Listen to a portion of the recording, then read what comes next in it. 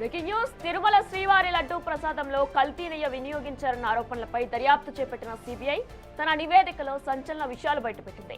తిరుమల శ్రీవారి లడ్డూ ప్రసాదంలో వినియోగించిన నెయ్యిలో యానిమల్ ఫ్యాట్ కలిపారన్న ఆరోపణలపై దర్యాప్తు చేపట్టిన సిబిఐ సిట్ సంచలన విషయాలు బయటపెట్టింది. టీటీడీకి సరఫరా చేసిన నెయ్యిలో జంతువుల కొవ్వు కలవలేదని సిబిఐ స్పష్టంగా నిర్ధారించింది. లడ్డూ నెయ్యి నాణ్యతపై వచ్చిన ఆరోపణల నేపథ్యంలో సిబిఐ మరింత లోతైన విచారణ చేపట్టింది.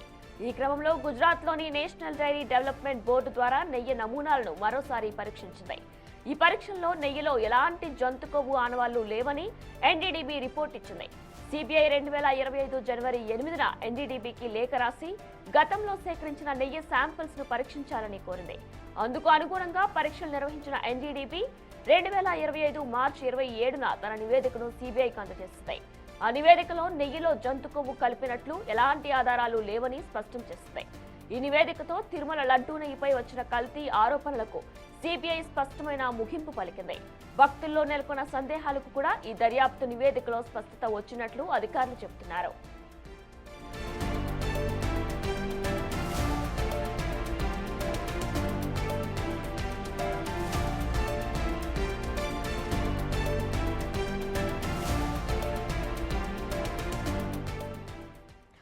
తిరుపతి నెయ్యి కల్తీ వివాదంపై మరింత సమాచారం మా ప్రతినిధి దామోదర్ అందిస్తారు. రైట్ దామోదర్, అయితే తిరుపతి లడ్డు వివాదంలో ఎటువంటి జంతువు కొవ్వు కూడా కలవలేదంటూ కూడా అధికారులు స్పష్టం చేసినట్లు తెలుస్తుంది. డీటెయిల్స్ ఎలా ఉన్నాయి?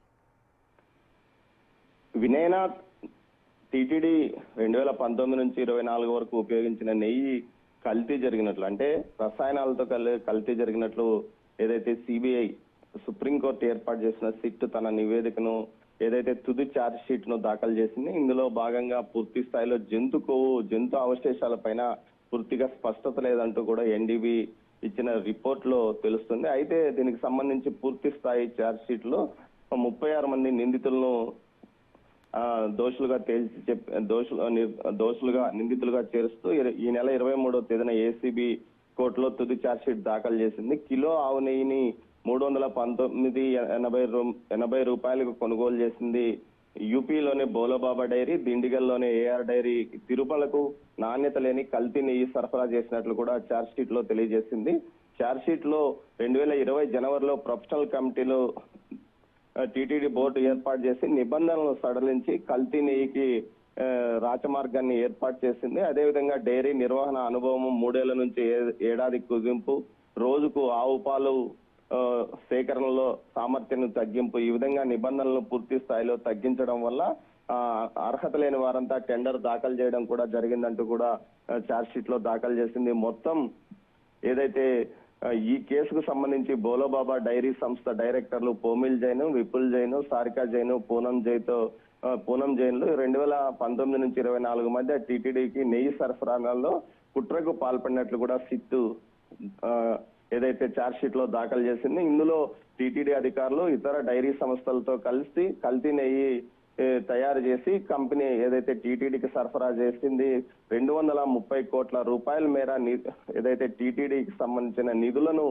ఈ విధంగా కల్తీ నెయ్యి ద్వారా వీరు తీసుకున్నట్లు కూడా తెలియజేసింది. అదేవిధంగా 68 లక్షల కిలోలకు పైగా కెమికల్ నెయ్యి తయారు చేసి వీటిని టీటీడీకి సరఫరా చేసినట్లు సిట్ ఆధారాలతో సహా తేల్చింది. టీటీడీ నెయ్యి టెండర్లకు అర్హులు కాకపోయినా తప్పుడు పత్రాలు ఏదైతే నకిలీ ధ్రువపత్రాలు సమర్పించి టెండర్ లో పాల్గొన్నట్లు, దీనికి సంబంధించి ఓ ల్యాబ్ రిపోర్టును రవీంద్ర శర్మ నెయ్యి నివేదికలను తారుమారు చేసి ల్యాబ్ రిపోర్టులను కూడా సృష్టించినట్లు ఒక క్రియేట్ చేసింది. ముఖ్యంగా టీటీడీ నెయ్యికి సంబంధించి తప్పుడు పత్రాలు సమర్పించి పామిల్ జైన్, విపుల్ జైన్, అపూర్వ చావ్డా, శ్రీ వైష్ణవి డైరీ, రాజేష్ మున్నుక్ లాల్ చావ్దా, ముచిందా శాంతారాం, రాజా రాజశేఖరన్లు గ్రూప్ గా ఏర్పడి కుట్రకు పాల్పడినారు. బోలోబాబా డైరెక్టర్లైన ఏదైతే 4 జైన్లు అజయ్ కుమార్, సుగంధూర్, మహేష్ రోహిరో రసాయనాలతో పాటు refined palm oil, colonel oil, palm oil ను కొబ్బరి నూనెగా చూపుతూ తప్పుడు ఇన్వాయిస్లు సృష్టించి రికార్డులు సృష్టించారని కూడా చేస్తుంది. అంతేకాకుండా టీటీడీ ఏదైతే ప్లాంట్లు తనిఖీలు చేసిన తర్వాతనే పూర్తి స్థాయిలో అటు నెయ్యి కొనుగోలు చేస్తుంది. టీటీడీ ప్లాంట్ తనిఖీ సభ్యులుగా ఉన్న వివిధ ప్రతిష్టాత్మక సంస్థలకు సంబంధించిన సైంటిస్టులు కూడా లంచాలు తీసుకొని దానికి ఓకే చేశారు. దీనివల్ల 235 కోట్ల మేర టీటీడీకి నష్టం కలిగించడమే కాకుండా కోట్లాది మంది భక్తుల మనోభావాలు దెబ్బతీసే విధంగా ఛార్జ్షీట్ దెబ్బతీశారని కూడా ఛార్జ్షీట్ లో పేర్కొంది.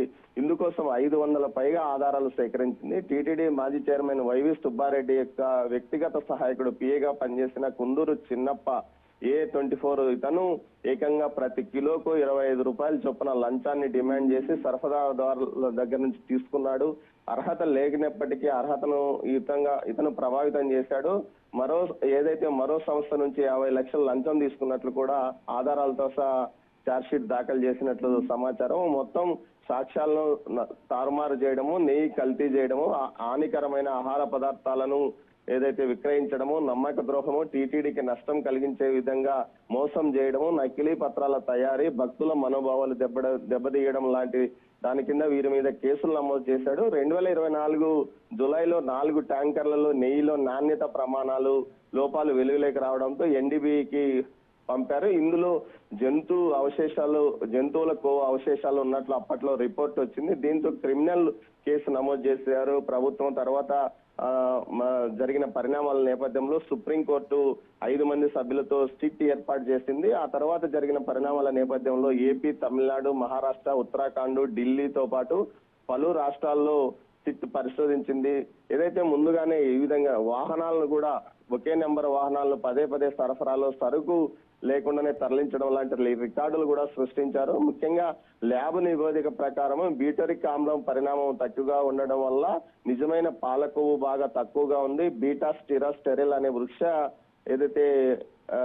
వృక్షాలకు సంబంధించిన ఉనికి ఎక్కువగా కనిపించింది. అదేవిధంగా palm oil, palm styrene, palm కర్నెల్ మిశ్రమం కూడా ఉన్నట్లు నిపుణులు నిర్ధారించినట్లు తెలిసింది. మొత్తం డబ్బులు కూడా హవాలా మొత్తంలో పెద్ద ఎత్తున బదిలీ అయినట్లు ఏదైతే ఢిల్లీ, గ్యాలియర్, బికనీర్, గజియాబాద్, సహనాపూర్, విజయవాడ, హైదరాబాద్ లోని మధ్యవర్తుల ద్వారా కూడా చెల్లింపులు జరిగినట్లు కూడా తెలిసింది. అదేవిధంగా ఏదైతే టీటీడీ మాజీ చైర్మన్ సుబ్బారెడ్డి యొక్క వ్యక్తిగత సహాయకుడిగా పనిచేసిన చిన్నప్పన్నకు బ్యాంక్ అకౌంట్లకి 4,64,00,000 రూపాయలు బదిలీ అయింది. ఆ తర్వాత అందులో నుంచి 4,44,00,000 రూపాయలు ఇతరులకు వెళ్ళిందని కూడా ఏదైతే ఇందులో ఛార్జ్షీట్ లో దాఖలు చేశారు.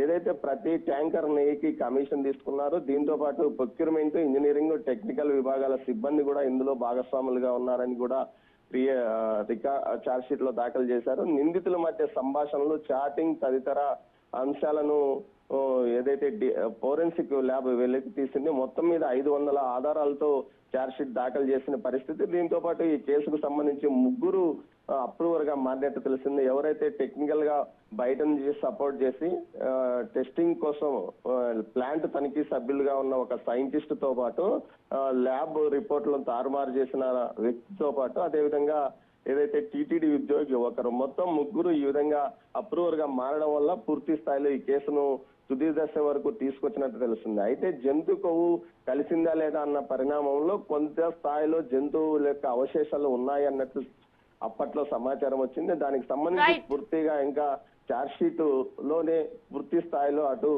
బయటికి ఆధారాలు వచ్చిన తర్వాతనే పూర్తి స్థాయిలో అసలు విషయాలు బయటకు వచ్చే అవకాశం ఉంది. వినయన. Right Damodar, thanks for the details.